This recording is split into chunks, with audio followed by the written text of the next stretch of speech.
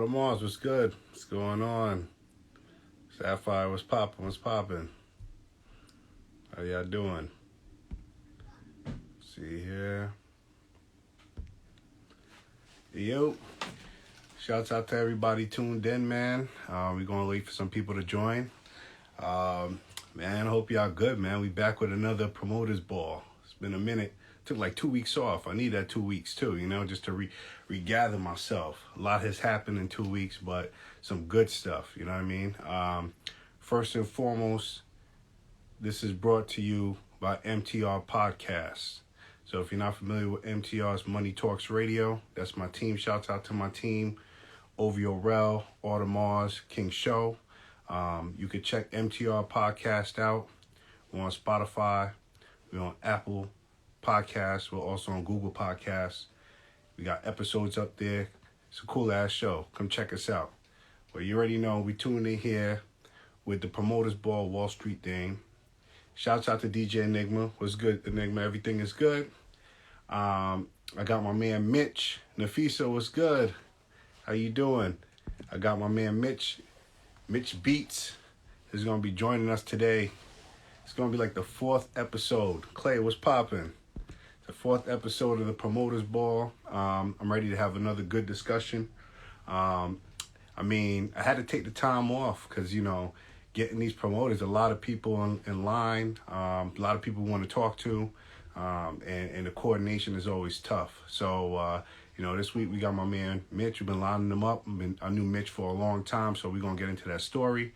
I hope y'all had a good Thanksgiving break. I know we had the entertaining fight. Nate Robinson, Tyson, everybody got the ass beat. Hold on a second. Oh, yeah. Nafisa, we're going to get some good knowledge, man. Mitch is a good one. Mitch is a dude we've been rolling with for years, and he's got some good knowledge to share. But yeah, hope everybody had a good Thanksgiving weekend. Christmas time is back around, man. December is always like a real fun, but a very stressful month because it's the money month. You know what I'm saying? This is where you got to spend all your money in December. So fitting for the last month of the year. You know what I'm saying? Shouts out to Mitch. Let me see if I can get Mitch up in here. Hold on. Prime, what up? Hold on. Let me see if I can get Mitch to join. Mitch, send me a request to join.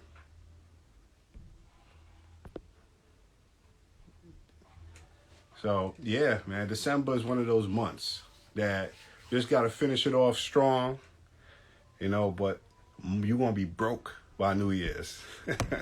Hold on, let me get Mitch here. All right. Oh, I'm pinging Mitch in. Once again, man, you tuned in. The Promoters Ball, Wall Street Dame. Got my man Mitch. What up, Mitch? Dame, what's up, baby? How you doing? Chilling, my G. Long time no see, man. Man, it's been too long. A very long time, man. It felt like man. At one point I was seeing you like every 2 weeks up here, man. I know, man. We used to get it in Hartford. Facts, man. I want to shout out to everybody tuned in, man. Once again, you tuned in with the Promoters Ball. I got my man Mitch Beats here. Mitch, man, say what up to the people, Mitch. Man, what's up, man? How y'all doing, man? Thanks for the invite, Promoters Ball, man. I seen that a couple months ago, and I was like, okay, you up to something. We never stop working, Mitch. No, definitely, man. You can't stop working. Never. Yep. So, once again, I want to thank you for your time, my dog. We go back, but I know you got a really good story. Yeah. And you've done a lot in the business, so I wanted you to be able to share that with some of the people. You know what I'm saying? Cool, definitely. So I'm going to do what I do best. I'm going to go through some questions. You know what I'm saying? This is me, homie to homie, talking to you. So you got to keep it funky, right? Definitely. So Mitch, let them know a little bit background on you. Where are you from? Like, where'd you grow up at, Mitch? So a little background. I'm originally from Brooklyn. Yep. I was born in Brooklyn, and when I was about 10 years old, my parents moved out to Connecticut. Yep. Brooklyn was kind of crazy at the time. A lot of things going on in BK, in the Flatbush, Bed-Stuy area, whatever. And my family just kind of moved up to Bridgeport, Connecticut. So you've been out, yeah, and Bridgeport. I mean, it ain't Brooklyn, but Bridgeport wasn't pretty either. Yo, that's the crazy part. It was one of those things. Was like they tried to leave, they left, to whatever. And then when it got here, it's like, oh shoot, it's almost like Brooklyn. Like, Facts. you know, I'm saying, it's almost like Brooklyn. So it was a transition, but they thought it was gonna be, a little simpler, a little more like, whatever. But it was Yeah. kind of like it was almost the same neighborhoods. Things are going crazy. Things are happening. So yeah, that was one of those things, man. From New York to Connecticut. Facts. Now, Yeah. growing up in Bridgeport, I mean, how would you describe yourself as a kid? Were you like, outgoing dude? Were you that cool cat, or you was just more laid back, troublemaker? How was you growing up? I would say as a kid, man, I was just like, I was a little troublemaker, but I was just more like into sports, into, Yeah. different things, stuff like that. So, especially, the port was kind of wild and everything. Like, I went to Reed Middle School. So it was a lot of crazy things going over there. And the way my parents would like kind of keep me, not out of trouble and stuff like that, or kind of like out of like, hanging out and with different people, different type of situations. I got into sports, playing basketball, doing Mhm. those things and stuff like that. So that's what kind of like just kind of got me really like off the streets and off like some craziness, whatever. So I was kind of playing basketball. I understand. Yeah. Um, with basketball and everything, and I mean, let's say high school, were you like one of them cats that was hitting up all the parties, or you didn't get into partying until later on? Shoot, man, I was hitting parties and stuff like that, but it wasn't like, I was a party goer because I ain't gonna front. Every single party there was, even and back then, there was crazy team parties. Man, we had crazy team parties back then. Versus now, I'm hearing like, Nothing. man, yeah, these kids got nothing. So, Yeah. man, it was, man, team parties was like a regular club weekend, like Friday, Saturday, Sunday. There was a team party. But I wasn't really like a party goer like that. Like I went to a couple, but crazy things would happen. Yep. People fight, this and that, whatever. So, it was one of those things where I wasn't like really partying every weekend or every party. It was just like, here and there type situation. Yeah, definitely. Do you remember like the first party or memorable party, like the first party you ever went to? Because I remember like my first party, like really stepping in. I was like, oh shit, okay, I kind of like this. Do you remember that moment where you stepped into a party and was like, all right, I see Well, some potential here? for my first party, and once again, I was just at the time very young, just going to them, whatever. But we used to have like these called these Sheen Center parties, team Yep. parties at Sheen Center. It was like a pretty much a gymnasium, basketball center, whatever. And we used to have some crazy parties over here. So that was one of the things where like almost every high school kind of attended. It was like one of those It was like like a off, big city park. yeah, like all high schools. But once again, things popped off, and then they started doing it like it was only certain high schools could go to certain parties, and certain high schools could be in certain spots and stuff like that. Yeah. So, but yeah, one of the craziest joints, like the Sheen Center, just was just one of those where everybody went. Yeah, that's Yeah. crazy. It's fun you brought that up. Like a lot of the kids these days don't have that. I remember Nah, growing up, man, the teen clubs was popping pop back. it. Yeah, man. Yeah. So I knew from back then, like I was like, all right, I'm kind of into this club scene Yeah, thing. I didn't know where I was going to be, Wall Street Dame then. But yeah. so Mitch, I remember the first time I met you. This had to be back in like, damn, it was like 2010. Yeah, man. 2009, 10. 2009, 10, right? Yeah. And I remember like your name, the first thing you said to me was like, yo, I'm Mitch Beats. Yeah. And I was like, all right. Like I looked at you, I was like, all right, I could kind of see the connection. Yeah. So how did the name Mitch Beats come up? That's crazy. It was in high school actually it came up. Like I used to do music too and stuff like that. So I actually was, produced a little bit. Really? Yeah, but in school I was part of like music, the choir, things like that. And I would do like beatboxing with my mouth and stuff like that. Yep. So even in like 7th, 8th grade, dudes was like, when you remember in the cafeteria have like a cipher, like a rap cipher, everybody like trying to rap and all that. Lunch period was like, lunch period was not rap. So everybody would call me to like, yo, man, Mitch, do a beat. Around the same time, that's when Swiss Beats started popping. So everybody was like, yo, you look like Swiss Beats. So everybody started calling me Mitch Beats. So it was one of those. It was one of those things. It was like, yo, oh shoot, you look like Swiss. Man, we call Yeah. you Mitch Beats, man. You Mitch Beats. Yo, So I remember meeting you when you said that to me. I walked away and I was like, yo, he looked kind of like Swiss, yo. yeah, yeah, man. So that's how pretty much I got it. And then it was like, honestly, like it was crazy. It was like they'll have like street corner battles, and they'll call me like, "Yo, now we need Mitch to do it, spit, do a beatbox, do whatever," and stuff like that type of situation. So it was one of those things. And then Swiss, Swiss with what's it called, Rough Riders and all Rough that, Rider. Yep. popping at the time, and everybody was like, "Man, Mitch Beats, man." It's Beats. That's official. Yeah. You know what? I always have respect for that name because it was like one of the names that you just didn't ever forget it. You know what I'm saying? Yeah. That's a catchy name right there. So, How important is it? Just we're gonna get to the story, but how important is the name when it comes to branding? man, with Brandon, it's the name is, but it all depends. Okay, so we're talking about, and we gotta talk about era because when we was promoting, it's totally different from now. True. When we was marketing and doing branding and something that's totally different from now. Back then, it wasn't per se the name, but it was what stand behind the name. Yeah. So it's like, you met Mitch Beats, you met Wall Street Dame, but it was one of those things. I gotta see what Wall Street Dame do. I gotta see what Mitch Beats do. Type of situation. So everybody was like looking to like whatever, seeing what you're doing, and you have to build your resume. Correct. Type situation. So we built our resume, but name off the get go is whatever. Because I would have told you my name, and you'd be like, that sounds kind of weird. You probably would have forgot it or whatever. So name is definitely big with branding and stuff.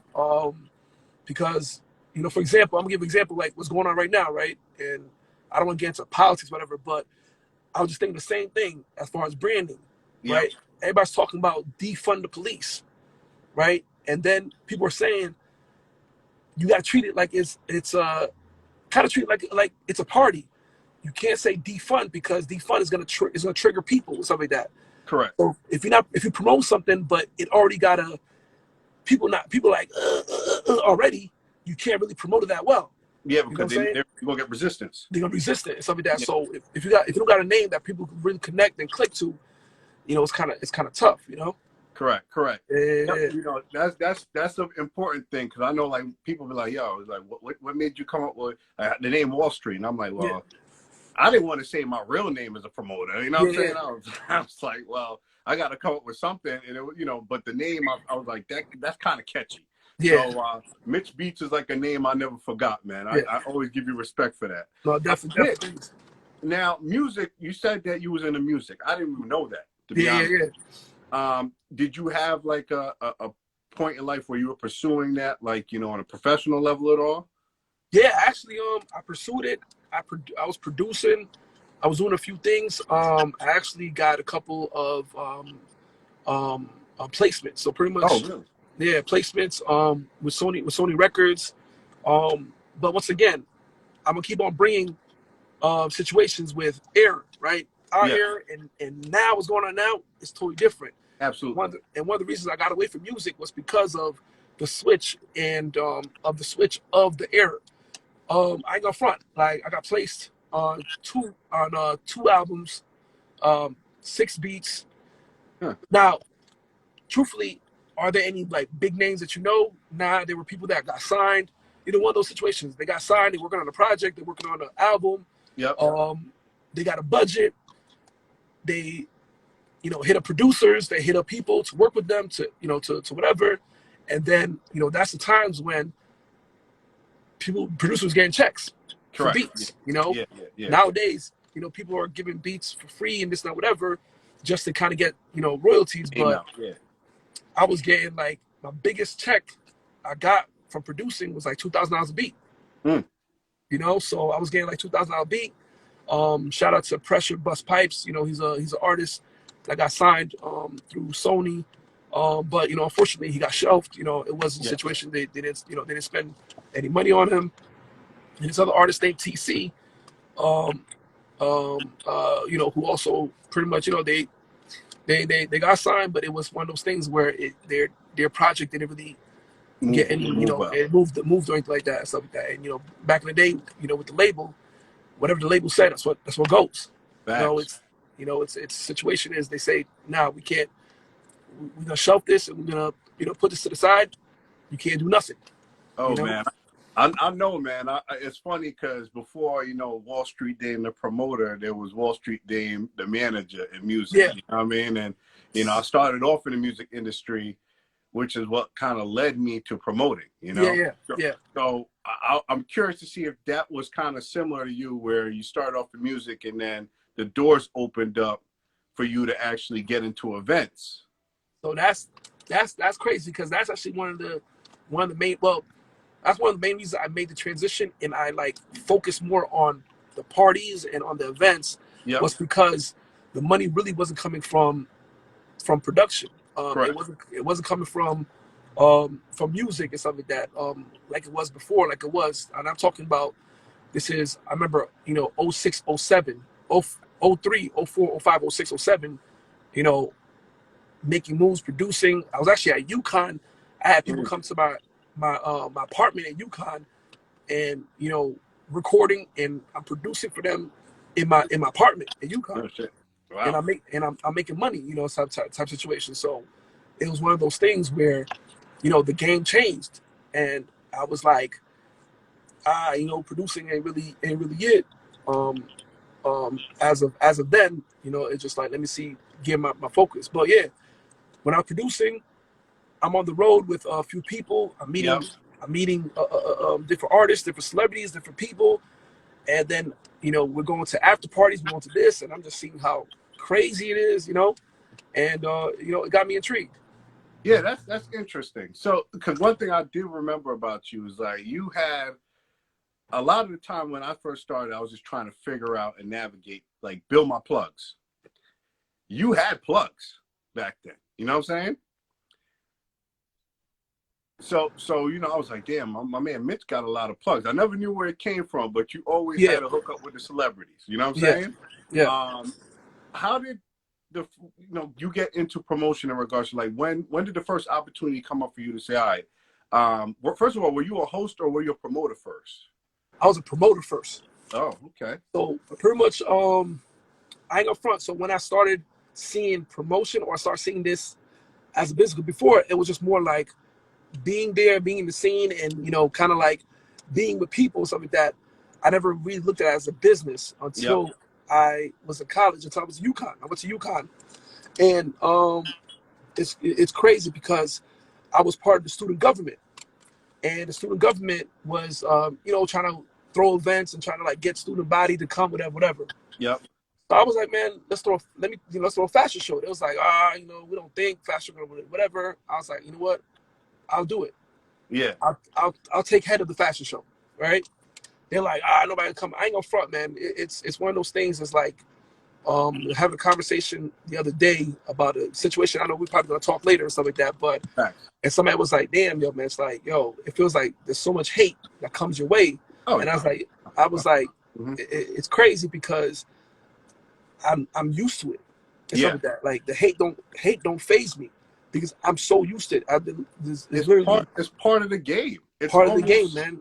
It's part of the game. You need the hate to motivate you almost. Man, let me tell you something. The hate is part of everything in life, man. Yes. It's like there's good, there's evil. There's evil, there's good. So you can't have the people that's gonna love you, support you, not have the people that's gonna hate you.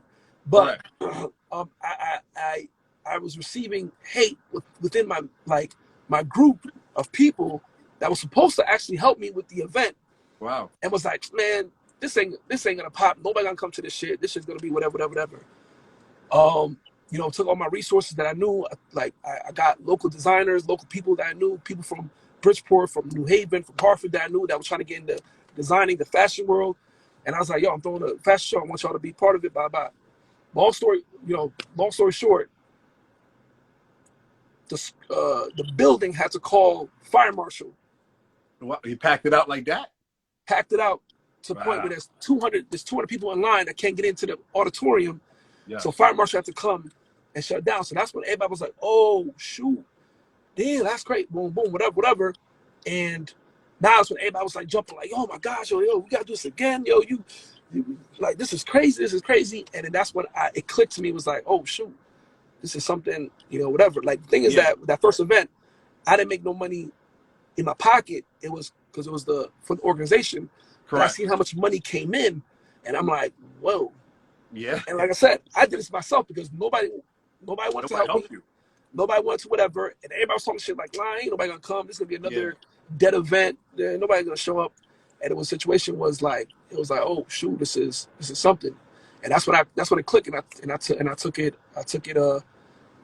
serious. Wow. What was the first club you had the opportunity to promote at? First club I had opportunity to promote at is in Stamford, Connecticut, called Club. At the time it was called Club Moore. And the crazy thing is, it was more of an upscale club. It was like an upscale club. I ain't gonna front. It was more of like a white club, whatever. But they noticed that I had like, the college kids, kind of like, whatever. So they were trying to do like a college night type situation. Yeah. And then they gave me the opportunity to kind of, promote it and kind of whatever. Had a crazy night.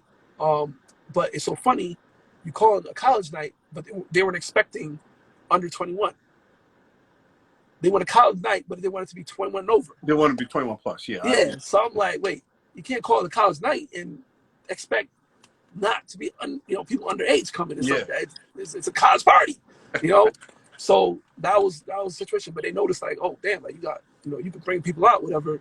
But that was one of those things. Was like, it was like, oh shoot, but we was expecting this, versus that. But after that, it was just so many opportunities that came along, and just working with different people, working with different situations. In regards to throwing parties, so what was like one of the tougher lessons you learned? Obviously we know hate came with the game, right? That was the first thing I learned after my first good party, because they don't hate you until like you start doing good. Oh shit! We gotta get this nigga out of here. Yeah, it's like once those type of people see potential, that's when they hate.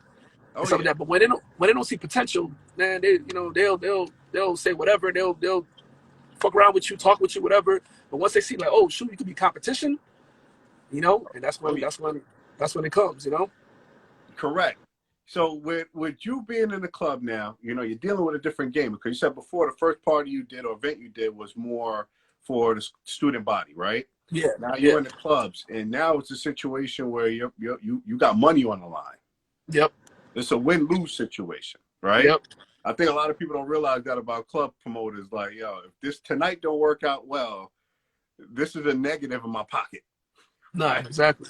So what was the first situation you had where you had to take that loss? So I'm not gonna front, right? Those couple of years, but once again, I'm gonna bring this word up. Yeah. Our era and what's going on now is two different situations. Correct. At the time, people were going out. Yeah. Oh, people went out all the time. Oh yeah. People were partying. Like, when I started doing downtown New Haven, Crown Street, the whole block is flooded with people, like to the point where cars can't even drive because there's so much people out. So many people going to people literally apart. Like back then, people were going out at 9:00. Oh yeah, it was early, and there'd be a line down the block. And the situation is, people had the time to party hop. So you go one spot at 9:00, and they're like, yo, let's go down the street real quick, and stuff like that. By like 10:30, 11, and then like, yo, let's check out this other spot by 12, 1:00. You know what I'm saying? Yeah. So at the time, people were like really going out and spending money and stuff like that. Now I ain't gonna front. Like, there was hiccups here and there, whatever, but it wasn't like crazy losses. When I started really seeing like craziness, it was, I ain't gonna front, after 2008, 9, and all has to do with the economy, man. Like everything in life has to do with money. Correct. And if money ain't circulating right now, people don't feel confident, exactly. In business terms and whatever, it's called consuming confidence. Yeah. If people ain't confident in spending money, be like, yo, can I go out tonight or should I buy dinner? Niggas gonna buy dinner versus go out and get a drink. You know what I'm saying? Correct. So I started really noticing shit, and I'm gonna tell you a crazy story. Um, and when shit started, like whatever was, as I said, after 2008, 2009, if you know what happened then, the economy crashed. You know, there was a big whatever. People weren't Enron making money. shit, all of that. Yeah, yeah. Yep, Enron, all Yep. that. Yep. People weren't making money. People were, were losing their jobs. People were like, whatever, couldn't feed their family. We in a recession, or about to be in a recession, whatever. That's when I started noticing the game change. And from there, I ain't gonna front. I think about this all the time. I think where we at now is Yep. because of that. Mm. It's because of 2008, 9, 10, 11, where we at now. It's because situation is people were partying that much, and only people went to only parties that they knew was going to be popping. So it changed the whole psychology of the party. It changed the whole psychology, the whole nature of everything. So my first big loss was I was throwing a party. I actually had an artist, Jadakiss, right? Yep. But I've done Jadakiss very well. Like I used to do Jadakiss' birthday every May. Mm-hmm. And his birthday bash and outdoor something. I did Toe's Place. We did a couple spots in New Haven. Yep. I was gonna bring him to Bridgeport, right? So I did this spot called Azul. I ain't gonna front. It was in the hood of Bridgeport, whatever. And and at the time, doing so well with Jada, whatever, his price did go a little up, but he did show me love. But it was still $10,000 for Jada, whatever. So I was like, all right, man, every year we go crazy. Not thinking bringing him to Bridgeport would be different, but also whatever. Man, let me tell you, man, took a fucking $15,000 loss. Jesus Christ. So when people trying to jump in the game and thinking like, oh yeah, it's all money, and you're not thinking business, because when you take the loss, they don't care how much money you made, you didn't make, you got to pay everybody. Oh yeah. And everybody still got to get paid. Jada is not walking, not leaving. Actually, you're not entering the building unless you get paid. Yeah. Unless he gets paid, That's fact. And all that stuff, whatever. You got the staff member, you got the club, at the time wanted to get paid too, because they got to pay security and all this stuff, whatever. So it was one of those things where it was a crazy loss, and it changed my mind a lot. Correct. But at the time, it was a situation where I was actually living comfortably, promoting. I was actually just promoting. No 9 to 5, no work, no nothing, and was promoting. And money was that good back then, though, man. Money was. I remember one time I was ready to just pack up my 9 to 5. I was like, man, I'm making so much money right now. It's like, why even work? It's like that. Like I'm getting more money. I'm getting more money one night than I did a whole weekend working. Like, why am I gonna work? So it was one of those things where that starts shifting, and I'm like, wait, all right, do the next party. Yeah. Right? I didn't have no artist nothing. It was just a party that I was throwing at a club. $3,000 loss. I'm like, whoa. Like, yeah, because the expenses, no matter what, the expenses, you still got paid. Yeah. You got still got. And that's what makes you, once again, that's what makes you who you are and stuff like that. Because you could be a shady promoter and you're not gonna pay nobody, you're gonna run, or you can be like, yo, shit, I gotta come out my pockets. Correct. Correct. So it was one of those things where it was like, damn, and then that's what started. When you're making money and you're doing what you're doing, you don't really think about not really ideas, but you don't think about maneuvers and different things or whatever until something hits you and you're like, oh shoot, I gotta think about this. And that's when I start taking, I want to say, the business side of promoting and marketing to another level, and I just studied it. I studied, like, I started linking up with promoters that I respected, people that I looked up to, and that's when I started doing stuff in the city, in New York, and I started dealing with people in the city, dealing with people, whatever, and and then making it happen from there. It's crazy because when I think about like you as a promoter, right? You were actually the first promoter I met from out of town. Yeah. at that time, I was only dealing with like Hartford promoters. You know? And you know, when I came in hot. So it was like most of the time they were dealing with me. But yeah, exactly. People call you. Yeah, but like when I met you, he was like, I'm from the 203. I was like, oh, word, I know a few people out there, but you were the only promoter out of town coming to my town, and you were doing parties, and they were successful. Yeah. So now you tell me you was in New York. Now, I know you did stuff outside of New York. Yeah. How important was it for you to branch out of your town? I'm gonna be honest with you. It was very important. In this game and everything in life, man, there's a cycle, and then you got it. That's what I told you. I started really getting in tune, because what happened, I'm not gonna front. There's certain people like me and you that take this seriously. Correct. There's other people that come in the game, or they want to do it just to make a quick dollar, and they don't really respect this is a game. Just like the streets, it's there's codes, there's whatever. It's a situation. In this industry, in this business, there's also codes and codes, whatever. Yep. But there's a lot of people that we've seen. They come in the game, they got no code of ethics. They don't know the background about whatever. They just want to throw a party. They think they popping. They think that whatever, and they don't know the ins and outs of the situation. So I started really looking at the ins and outs of like, all right, cool. What can I do? Whatever. Now, amongst those situations, I'm not gonna front. Once again, the haters were there. It's not whatever. And what I've noticed with Connecticut was every time I did stuff in New York. So I wasn't throwing parties in New York. I was actually doing model managing. Yeah, I was gonna get into that. So yeah, good you leading me. Let's go. Yeah, but the situation is doing the parties. Well, one of the reasons why my parties were somewhat successful and whatever is because I always had pretty women, beautiful women around me and stuff like that, and I always had them like coming to my parties and like having a good time. So few people in New York that I was dealing with noticed that. They were like, yo, you always have some shit, you always have chicks with you, you always have some bad joints with you. I got what's his name? Red Cafe. I got a video shoot with Red Cafe. Yo, bring some girls with you. I was like, all right. He's like, yo, bring some girls and you can get paid. Yeah. I was like, word? He's like, yeah. Right. So I brought 5 joints with me, boom, boom, whatever, Princess, at the time, Muffy, Christina. Yeah. Shouts out to Christina. Yeah. What's her name? Camille. Yeah. Shit. Who else? Yeah. You had Bella even on the team early, right? Yep.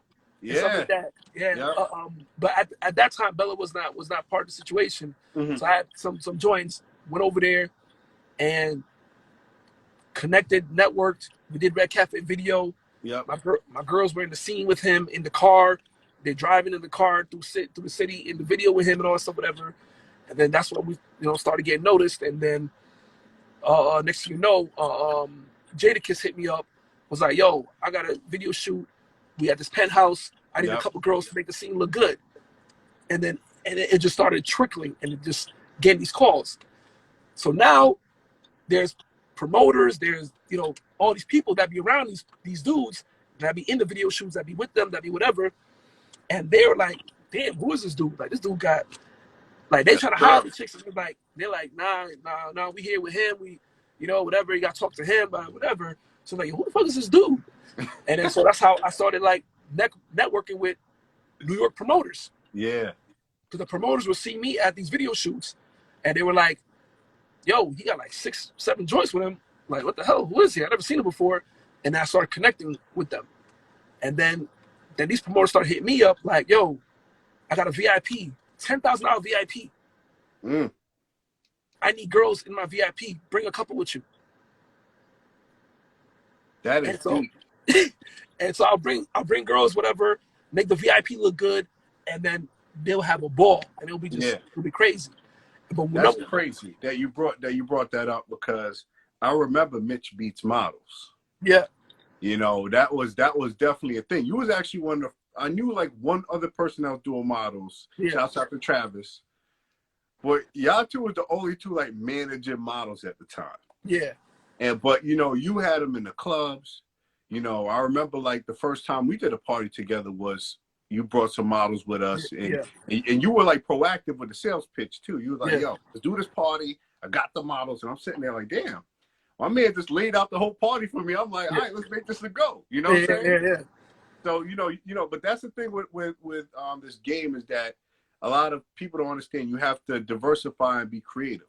Creative, man. And that's one thing I'll give you credit for. You've always got outside the box and been creative, because Yeah, then comes the host, Mitch Beats, right? yeah, And Mitch, here's another thing. You were like one of the first Ciroc boys I met. yeah. So talk to me about the Ciroc boy. How did that come about? All right, man. So, with the whole situation, once again, like, doing the parties in the city, having the Yeah. women around, having, whatever. And then I started, and also still doing the videos and whatever. Like I said, the situation is up here at a certain time, people were like, whatever. And I started noticing every time I was doing stuff in the city, I would get more people show me love from out here in the Mm. city than in Connecticut, right? So it was just so weird. It was like, I'll say I'm throwing a party, I'm gonna be at a party, I'm gonna be at whatever, and I'll see mad Connecticut people come out. Yeah. So that's how these promoters start noticing, was like, oh shoot, like, yo, mad people in Connecticut, like the doorman said, mad people from Connecticut is here, or mad Connecticut licenses. And I was like, yeah, those are people coming for me, whatever. So that's how I got my door in. I got in the door with promoting in New York, Yeah. because these promoters were inviting me to these parties and bringing the models and bringing whatever, come to my section. I got a section, come through, and I would say, oh, this is where we at this week, this is where whatever, not just on some just kind of like promoting the girls really, and they would say, mad Connecticut license plates, or mad Connecticut license, at the door. So that's how I started getting my name, like, more like, oh shoot, this nigga's a CT promoter and he bring Yeah. Connecticut people out to New York. So at the time, there was the whole Ciroc campaign, right? Mm-hmm. And it was pretty much, so I'm gonna give people just a little quick history about the Ciroc and Ciroc boys and stuff like that. Yep. When Ciroc first came out, it was something that just kind of like happened off of the whim. A lot of people say Diddy, whatever, but it was really something that started with Rick Ross. No shit. Yeah, Rick Ross made a song, kind of helping Diddy promote, Ciroc, Yep. Diddy, Rick Ross was signed to Diddy at first. And so uh, Rick Ross, on one of his lines, I forgot the song, I want to remember the song. He's like, yeah, me and Diddy, we Ciroc boys, and stuff like that, right? So Diddy ran with that line and started going Ciroc boys and stuff. But what Diddy was doing like, Ciroc boys were representative and ambassadors with the most popping people, Yeah. which was like the rappers, the DJs that are on the radio. And then they built a marketing team, like we talked about before, branding and marketing. Yeah. So they built a marketing team out of New York, out of Broadway, and they had a whole bunch of like marketing directors, like, and they're the ones who's kind of like in each city or each town or each like area, they would be the one trying to like push. Because remember, Ciroc at the time, everybody was fucking with Grey Goose. Yeah, it wasn't really the most. Nobody really knew about Ciroc. Nobody really knew about Ciroc. Yeah. Something like that. Even though Ciroc was out for like 9 years before the shit got popping. That's crazy, right? Yeah, man. So before the shit, like when you see all the Ciroc boys, all the stuff, Ciroc was out for like 9 years before that. Oh shit. Right? Yeah. Ciroc been out in like 2002. Wow. Stuff. Yeah. So by the time it got popping was about 2009, 10, 11, 12, 13. Yeah. Yep. So I'm at a party, and one of the promoters introduced me, or it's called this guy out, right? And told this guy, yo, boom, this is Mitch Beats, boom, boom, whatever. Yo, he be having the joints, he be whatever. And I'm talking to this guy, whatever, like not really knowing whatever, just like one of those, just kind of meet in the club, what up, boom, Yeah. boom, everybody party, have a good time, and just network, whatever. So I see the dude a couple of times after, and he always come to our section and be like, yo, man, you always got them. And then next you know, he hit me up. He's like, yo, I hear like you got Connecticut on Smash and stuff like that. And I was like, yeah, yeah. He's like, yo, I'm actually the marketing director for Ciroc for New Hmm. York No in the shit. tri-state area, and I need somebody in Connecticut to represent Ciroc and stuff like that. I need you to meet me here. Boom, boom, boom. Um, whenever you're available, and come meet me here. Midtown New York. Blah blah blah. Yep. By the way, the guy name is Nick Storm. If you want to look him up, Yeah. if you want to look him up, he pretty much worked with Fabulous, with Yep. Hypnotic, with all the stuff, all the whatever. He tells me to come, and guess where I'm at? I guess where I meet him. I'm at Diddy's office on Broadway, and I'm like, Yep. oh shoot, this is the real deal. Oh, so he was like, yo, whatever. I like, whatever. I like, we doing the Ciroc Boy thing. You heard about it. People said that, you got, you do a lot of things in Connecticut. We're looking for somebody to represent in the Connecticut market, and we want you to be a Ciroc Boy ambassador. Wow. I was like, shit, hell yeah, I love it. But when I was shouting out Ciroc Boy and all the stuff, Connecticut once again was hating, didn't know whatever. Yeah. Yeah. Yeah. And I then remember. yeah, and then I threw a couple parties in New Haven, and the whole Ciroc team was coming from New York to Connecticut to party to party and stuff Yeah. like that. Everybody wearing the Ciroc Boy jackets. I'm giving free Ciroc giveaways to everybody, all the stuff, and people are like, "Oh shoot, yo, he wasn't lying. Yep. He was serious." Like, and pretty much that's how it came about. It's like that somebody introduced me to him. He Yep. heard about me, and then he was like, "We would like you to be part of the team." Wow. Mitch, I got a funny story. I feel like I met Diddy at the wrong time in my life. Yeah, I'm, I met Diddy before I was a promoter. yeah, I was at Foxwood. This is like I would like to say like 07, 08. And yeah, Ciroc was, as you said, relatively still somewhat unknown. It wasn't known yeah, out here. yeah. And he was doing his all-white party in Foxwood. At Foxwoods, yep. Yeah, and I'm there. I wasn't planning on going in, but I happened to be like standing by like the back entrance door talking to like a security guard, right? So Diddy comes in, he's rushing in with his team, and the last person in his team was like, yo, they asked the security guard, like, yo, shut the door. They was like, is he with us? The security guard was like, looked at me, he was like, go in. And I was like, yeah, I'm with y'all. So I went in with him. So I ended up partying with Diddy for the night. Wow. And he was pushing that Ciroc so hard. Howard. But I didn't make any connections because I didn't understand the value of connections at the time. Yep. And I'm like, damn, with Wall Street Dame that met Diddy, whoo, Mitch, I would have rivaled you for that Ciroc Boy spot. Let me tell you, man. Let me tell you.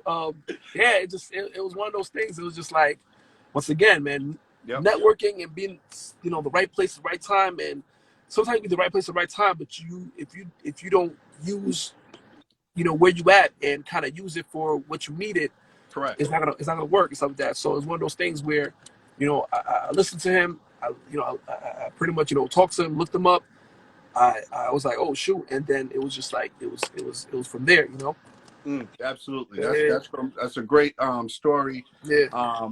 Now I know you've been promoting how long now, Mitch? How many years have you put this game in? It's gotta be about like 15 years, man. Wow. 15 years, definitely, yeah, about 14, 15 years. There's like a lot of these pack up and go promoters now, man. They hot for 1 year, you don't hear nothing about them next year. 15 years. 15 years, man. As you said, it was a different time in game. How do you feel like technology helped or hurt promotion? Technology, I ain't gonna front, it hurt more than help. Mm. And once again, I'm gonna go with the errors, right? Yep. Before, you had to put the work in. People had to see your face. People had to know who you were to really like whatever type situation, right? Correct. But I go front, it goes hand in hand. So remember what I was talking about before with the whole crash of the market and all the stuff, whatever, right? Mm-hmm. So it was a situation where, people wasn't spending money, whatever. And it was like one of those things where finicky, where people were going exactly whatever, because there was days if you remember the Mansion. Yep. Yeah, I remember that. Yep. Club Mansion, promoted Club Mansion. Vibes, before Vibes, Bourbon Street, all Bourbon this Street. stuff. Yep. Where are those clubs now? Nowhere. Nowhere. Nowhere. So I had friends or people I became friends with that were owners, and I became friends with them, and I seen what they went through. Through that crash, they Yeah. losing money. They owe hundreds of thousands of dollars. They're losing money. People ain't coming out, and they literally had to forfeit. And like, yo, I gotta shut this place down because I can't be losing money like this because people are not coming out. And Yeah. it's not because there weren't no promoters, not because whatever. It's because once again, it was people weren't really coming out because they didn't really Correct. have the money to kind of spend like that. Yep. So then, a couple years after, things started getting better, whatever. But then that's when social media started getting crazy, right? That's when everybody's on Twitter. That's where Yeah. everybody's on Facebook, right? IG came around. IG comes around, right? So Yep. now, you're hitting the street heavy when you was hitting the street heavy before, and people had to see your flyer 3, 4, 5 times to be like, oh shoot, I gotta go there. Yeah. In the streets, versus now people are just, oh, I got a party, and they're posting, right? So once again, the lollipop promoters, a lot of those lollipop promoters came out around that time. Oh yeah. They were like, I got a party, I got a party, I got a party, I'm throwing a party. They're posting on Facebook all the stuff, and then people would see it. They would go to these parties, and these parties are dead. Dead. Or what's worse, they're promoting an artist, and the artist never showed up. Yo, right? there was a lot of janky promoting going on at that time, bro. At the time, so people were just posting stuff, and people just thought, people like, oh shoot, blah blah, and they're going, and the artist never came. They never really had the artist, all the stuff, whatever. So that's when people start really realizing, like, yo, I can't go to everything I see, because I really don't know what's gonna really happen. I really know if I'm paying $40 for a ticket, and really, if I'm gonna see the artist. You know what I'm saying? Yeah. So social media started messing things up, because now the real promoters are throwing stuff in, putting all the hard work in. You got these janky guys coming in, and they're just throwing a flyer on Facebook, throwing a flyer on Twitter, talking about, I got a crazy party tonight, I got this person coming, I got that.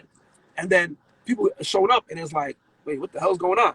Yeah. It started messing it up for a lot of people. So that's what I'm saying, as far as, and once again, I'm giving you history of stuff because I'm taking this, like, for me, this shit is real, because this is what I do for a living, or I was doing for a living, Correct. So I took everything kind of like with like statistics, like I'm a scientist, Yeah. And I looked at everything that was going on.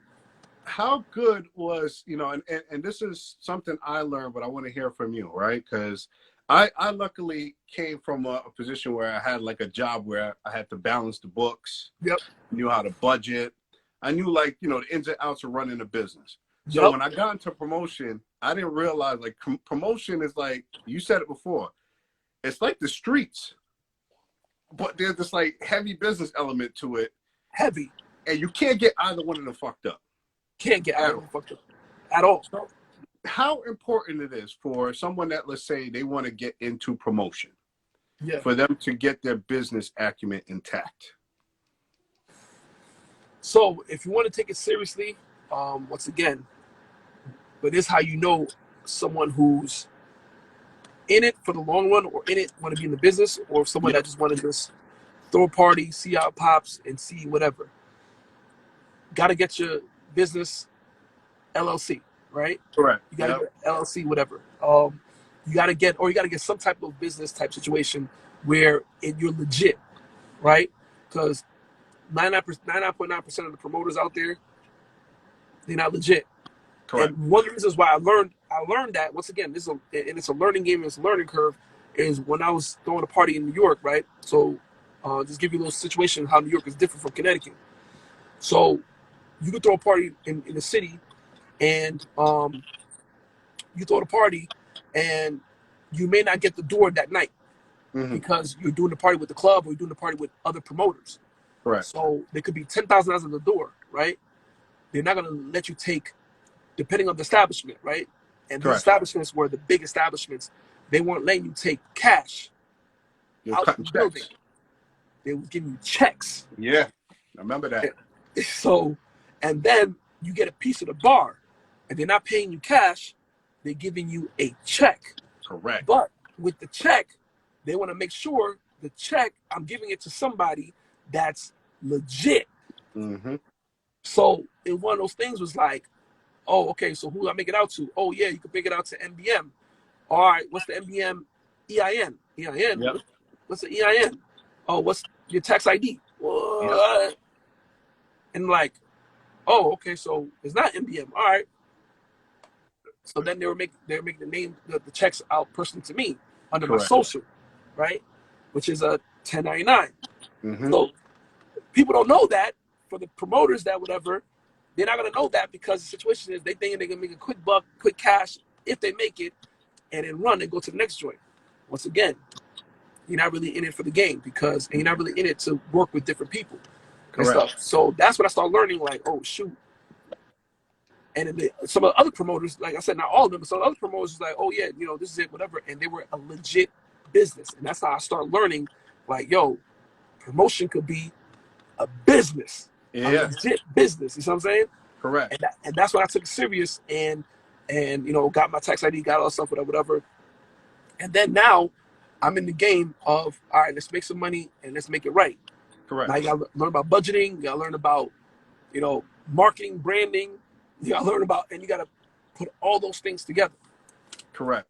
That is a good gem you dropped. It's one thing that I learned early, and I learned it by the hard way. Like you, I went to I did an event, and I remember the owner asked me the same question: who am I making this check out to, right? Yep. And I remember, like, I said of my business, but my business wasn't, and I had no EIN at the time. Yep. And he looked at me. He cut me the check to my personal name, but he said, I will not throw another event with you here again until you come back registered. Yep. And this was like a big venue for me at the time where I was making, hand over cash. I was like, oh, shit, I got to come back correct. You know what I mean? Exactly. So, definitely a lot of these promoters need to learn that this is a business, respect the business, and take it right. You know what I mean? Yep. Now, you transitioned over years. You transitioned now into business of your own. Yeah. And talk to me about that transition from going from a promoter host to now running a business, which is 1020 CT. Yeah, so man, let me tell you, man, it's a whole different ball game. Different ball game. So pretty much, I've had the experience of kind of managing, kind of whatever. I've had people hit me up, like for example, I've had like staple locations that ran parties, and the owners were like, "Yo, why don't you just manage the night or manage, whatever, manage the, the venue and stuff like that." So I've had the experience of managing venues, but I've never wanted to own. Once again, like I said before, I've seen owner friends what they went through, and I've seen them lose money, with the situation. And at the time, I was thinking like, Connecticut is a little shaky. Yeah. I always told myself if I were to ever open up a venue, it would be in New York. And actually, I was in the process of doing that in New York until someone talked me into partnering with them on a venue out here. Okay. Stuff like that. So, but the 1020 is a whole different ballgame, man. It's like, my wife even said all the time, it's like, you're in a different ballgame. You can't think like a promoter. Yeah. But with my background with promotion, that's what's kind of like pretty much helped me. And as far as 1020, as far as the name it has, the buzz it has, and kind of like the stable that it has, it's because of my promotion background. But I find myself I gotta think like I gotta take my promoter's hat off because I'm an owner, and it's a whole different ball game. And this is like, so what's one of the main differences you realize from being the promoter into clubs and parties now to like you're now running a restaurant? Biggest thing is, I've never ran a restaurant. I've ran lounges, clubs, things like that. I've never ran a restaurant. So the number one factor is how much money go into inventory. that's one of the eye-opening things where I was I didn't understand it at first, and it just gave me a newfound respect for owners. When I was talking to owners, we've had those situations where like, why the owner don't see what I see? Why the owner Oh yeah. can't can't respect what I respect? Why the owner can't do this? What I'm telling them to do is gonna help. It's gonna do this. Gonna do that. And I find a whole new respect because the situation is there's times that you can't do things because you need to focus or rely on something else um, to do it, and you can't put your focus on one situation. So what I've learned is especially with food inventory, liquor inventory, that's Yep. money you have to have up front, and you got to have like that. Two, the background behind things. When you don't see Yep. things behind the scenes, you never know. And it was a lot of things behind the scenes that I did not know that I had to like learn real quick or deal with, and Hmm. which was which one once again, man, this is all learning curve, Correct. learning game. But dealing with the city, dealing with the state, dealing with A lot things of that you laws. a lot of laws, dealing with things that you never thought. Like as a promoter, it was just kind of in and out. You're Yeah. mad at, oh, this night this or whatever, or something happened during the party, or that happened. The bottle girl brought the wrong bottle to the, and you're like, and then when you think about owner, like, nah, man, I can't even think about tonight. I got to think about tomorrow and Or next we. week, and Correct. Correct. it's like it's one of those things where it's a whole bigger situation. But Interesting. the number one thing is versus an owner is you got, with the owner, everybody gets Yep. paid before you get paid. Correct. Hmm. So the owner, the People don't owner's realize even that. in they're in a bigger hot seat than the promoter. Bigger hot seat than a promoter because it's not just the artist or security or this or whatever or promotion or whatever you have to pay for. Nah, I gotta make sure my servers, my bartenders, Yep. security, the place, insurance. I gotta make sure that everybody's coming in having a good time or ordering. I gotta make sure that free food is not being given away. I gotta make sure that liquor is not being given away. I gotta mix. And it's one of those things Yeah. where everything else comes first before the owner sees anything. I understand. I got a question from somebody. Damn, Mitch, this is crazy. We got an audience here, right? Yeah, Uh, shouts out to the man named Mula. Asked, what do you enjoy being more, a promoter or owner? Moolah, great question. We talk about this a lot, Moolah and I. That's DJ Yep. Moolah, right? Yeah, Yeah, yeah, yeah. Mula. Yep, yep, yep. So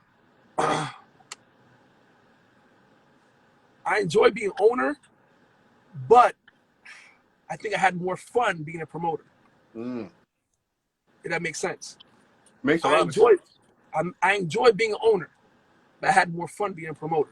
Yeah, yeah. So That's a that huh. That's interesting that you said that. You know what I mean? yeah, Because I don't think if people haven't been in the situation, the shoes you've been in, they don't yeah, understand that meaning. You know what I yep, mean? yep, Um, okay. Good answer. Good answer. yeah, yeah. I've always said, knowing what I know now, I wish I started promoting in college because I had a lot of fun doing that shit. Yep. And that crazy thing is, man, I had a great time in college, man. People that say Yeah, they don't enjoy college, I sometimes look at you, I'm like, yo, what were you doing? Because I had the best time of my life in college, man. facts, facts. Mitch, in regards to COVID, Yeah, right? You talked about 2009, 2010, around that period where the economy was hit hard and it changed. Now we're in another situation where yep. it's dry outside again. It's real dry. Pandemic, the pandemic, man. So how are you surviving in this pandemic as a owner? So I'm be honest with you, I've had these conversations several times with a few people, Yep. and a lot of people has been hit hard. A lot of people has been, you know, where the situation is, it's affecting a lot of people. The general population, general public, it's hurting a lot. Um, but I'm be honest with you, and I'm be straight up. Um, And this is not just whatever. I've talked to several other business people, and once again, depending on the industry you're in, because not every industry is the same. Correct. But I've actually made more money during the pandemic than I've had probably the past 2 years. Interesting. And why do you think that is? Well, the reason why I think that is because once again, we go with every situation. I try to think like, okay, what's going on, what I need to do, what I got to do, and how I'm gonna make this work. Right? What you Yeah. like you said before, you got to be innovative. Got to think about it. Um, in the restaurant and in the club scene, it made people want to come out even more. Mm. So when people were, the reason why people are not going out right now is because they can't, right? And it's Yeah. because of limitations, right? But I'm not sure if you've seen or whatever, but when everybody was locked down for those 2 months, those two, Yep. 3 months, Yep. right? And then we were able to open up that quick little bit. Yep. Anybody and everybody just wanted to be outside. Yeah, they was rushing outside like crazy back. Yep. They didn't You're care. They right. didn't care what it was, where it was. Mm-hmm. If there's something going on, if there's a vibe, if there's something, I want to be there. You Yeah, know. correct. Um. So in that aspect, it worked a lot for me because the situation is where, like I said, built the name with 1020. A lot of people enjoyed the whatever, enjoyed the vibes, enjoyed our food and things like that. But it made more so people wanted to come even more Yeah. just to be next to somebody, just to be with people, just to be close, just to have some type of you know interaction and stuff. Um, and if, for me, it worked during Yeah. the pandemic. Now, if you say overall, it's been shaky because of all the BS behind COVID and state Yeah. The laws and laws. Yep. and regulations and all that stuff, whatever. Um, but really, that has nothing to do with anything. The main thing, the first thing I brought up when we first had the conversation, I don't know if you remember, the first thing I said was what I experienced when I first threw my first event was what, Hate. and that's pretty much COVID. Really has nothing to do with right now is hate. It has to Yes. do with what's going on and stuff like that, where people Correct. hate seeing that you're being successful, so they are doing things to you know. Yeah. So You know what I noticed about people like you and I and some other promoters that I know I don't know, but I've watched them from yeah, afar or watched them close, is that we are very innovative. yeah, When the back's against the wall, we have to figure out things very quickly. We very have to quickly. invent ourselves very quickly. Yep. And like you said, the hate doesn't bother us. Sometimes I almost welcome it. I'm like, I Yep. bet you want to hate on me. Now I'm gonna really go at you and try to beat you now. You know what I'm saying? So Exactly. I'm happy to hear that you're doing well in this time. How do you think COVID is changes for future promoters out there? We don't try to discourage them because this promotion has opened up a path for me to make tons of money. Yep. You've been able to make tons of money, build a career from it. But how do you think COVID affects promotion and nightlife moving forward, especially for someone interested in getting into it? Right now with everything that's going on, it's very discouraging, right? Yep. But where there's a will, there's a way. I've heard people are throwing events in garages. You see what Yeah. I'm saying? Yep. People are throwing events in different situations, Backyards, all of that. backyards, all that. So now other people being creative as well and stuff, right? So I'm definitely. It really seems discouraging, but once again, like I was having a conversation. Actually, if Mullah's still on the chat, Yep. we've had this conversation as well, and I've had with other promoters. Is like, well, this is a time to be more innovative versus come up with new ideas, come up with new situations that's cost effective.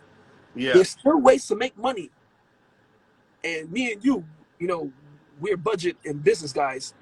We know that you don't need $10,000 to make $10,000, Correct. right? So I encourage because I've seen promoters and I've seen a lot of things in the past couple of months where I'm like a little iffy with because at this time, you don't need to bring an artist for $10,000 to make money, because guess what? You really can't fill enough people legally to make that money back.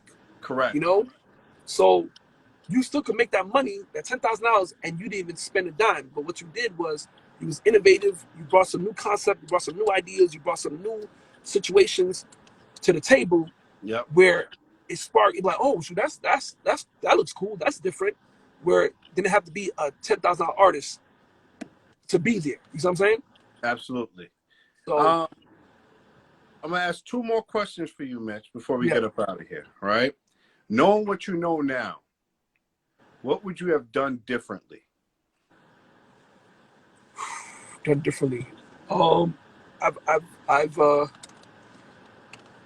I often ask myself that question, and I'll be honest with you, I'm one of those people who's like, we always could have, coulda, woulda, Yep. but everything in life happens for a reason, um, and everything happens when it needs to happen. Because I'll be Correct. honest with you, like I told you earlier, as far as, let me go off with being an owner right now, right? Yep. A lot of people would tell me like, "Yo, why don't you just own your spot? Why don't you just own your own spot? Take your own spot, whatever." And I wasn't at the time willing to take that risk. Um, than I'm willing to take now. Yeah. Things happen in my life to the point where I was like, you know what? I think I should do it now, and it's gonna Now. work now. Before Right. then, I could have done something, and then it would have been stupid, and it would have been whatever, or who knows? Or maybe I could have been a millionaire. I don't know. Yeah. But Yeah. things happen for a reason. The way it happens is because they're supposed to happen that way. So Correct. I always try to say the shoulda, coulda, wouldas, but only thing I would say is when I was in college that I wish I would have learned the the business side of things more Yeah. than just the fun side of things. You know what I'm saying? Because when you make, like I said before, when you make money and you see the money rolling in and whatever, and it's like you think, it's another day, it's coming in, it's Yeah. whatever, and all the stuff, and you're not really putting yourself out there to think about things because it's coming. Correct. When it stopped coming, that's when you're like, oh, what am I doing? You know what I'm saying? Yeah. If I know what I know now, money, as you said, money was coming in so fast. I mean, I think at one point I was probably clearing like 35, $4 grand in 2 days on average. Yo, And same thing, $3,000 a weekend. a weekend, easy, 3,000, 4,000 a $3,000 weekend. a weekend. And that's after me buying all the designer clothes and bottles I could have in my life, right? Let me tell you, I'm thinking to yo, myself, like, I blew half of it at the time because we were just so caught up in the fun. yo, this one actually one of the funniest and craziest stories that I always like bringing up, and I was like saying, because that's when I really like it really hit me and stuff Yeah. like that, right? And a few things too, because I ain't gonna front. Also at the time, like women around us, all this stuff, we're having fun. Yeah. It's you know the game, right? It's But crazy. then Yeah. when you find someone that's like, yo, what are you doing? And it kind of switches your mind, switches your gear up a little bit. It helps and stuff like that. Yeah. But I'm just gonna Correct. go off of the whatever. I remember I threw once again one of Jada Kiss birthday bashes, right? But Yep. he also had an album release. He also had a mixtape that came out the same month. Mm. So I was so lucky to throw Jada's birthday party and A mixtape release, mixtape party. which was called the mixtape at the time, which was crazy. Everybody loved it. It was called the complimentary or comp or the, it was called comp or something. I Yep. forgot. I forgot the name of it. I want to say 2012, 13. I threw the party. Boom, boom. It was about between Jada. I threw that Toads, all the stuff. It Yep. was a total of $17,000 a night, right? Okay. Yep. The door made 41,000, right? I had a business partner at the time. We split it. We paid off everybody, bam, bam, bam. And then, I had a couple of sub promoters, paid everybody off. I literally made that night myself. I left with $7,000. Yep. Right? That night, it was a Thursday night, Toads. I booked my flight right then and there. I went to Miami. Had to. It's a must. Went to Miami. There's a Diddy. There's a Floyd. There's a Nelly. All this stuff at King of Diamonds at the time. KOD. Went out there. Had a ball. I think I blew that 7,000 in that whole weekend. Right? Because that was my only party that Thursday. And I left and I went to Miami for the rest for like 4 days, from Friday to Monday. Yeah. I think I blew that 7,000 that whole weekend. 2 weeks later, had a party, flopped, right? And that's what, remember I told you, that's when the whole thing with, the economy and all stuff, whatever, people really go to stuff that they knew was going to be popping. And you bring Jadakiss out, it's crazy. It's crazy, yeah. So 2 weeks after, threw a party, flopped. A week later, made some money. And I'm like, yo, what the hell's going on? And I'm like, yo, and I'm thinking the whole time, like, yo, I just had literally $7,000 in the beginning in a month, and I just blew the whole shit and stuff like that. So it was a situation where, that's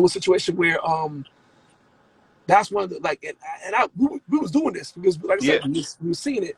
Well, those were the critical times where I thought, I was like, yo, nah, man, I gotta do something. Because this is crazy. Like, I can't believe I literally just blew all this money. And I'm thinking about all the money that I blew before, like being in New York. Yeah. And I'll be in the city for like 3 or 4 days, paying hotel every night, doing this, doing that. The clothes. And clothes, shopping almost every other day. Easy, yeah. It's funny, you had a similar scenario where I remember over like a course of 3 or 4 months, Mitch, I made probably over like 40 grand. Right? Yep. And cash too, you know what I'm saying? And I remember getting laid off. And when I got laid off, by the time, the 40 grand, I was buying cars, I was buying everything known to me. And you know how I used to be when I first came out. Yo, everything designer, shoes, all that. The suits, I remember everybody coming out with suits.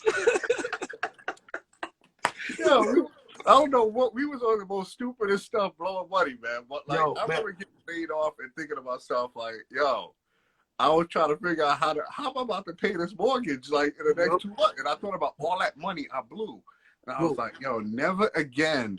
So lesson learned to all you promoters or business people out there: when you make your money, save it. Save it. And once again, that's one reason why I said, everything happened in life for a reason, because I ain't gonna front.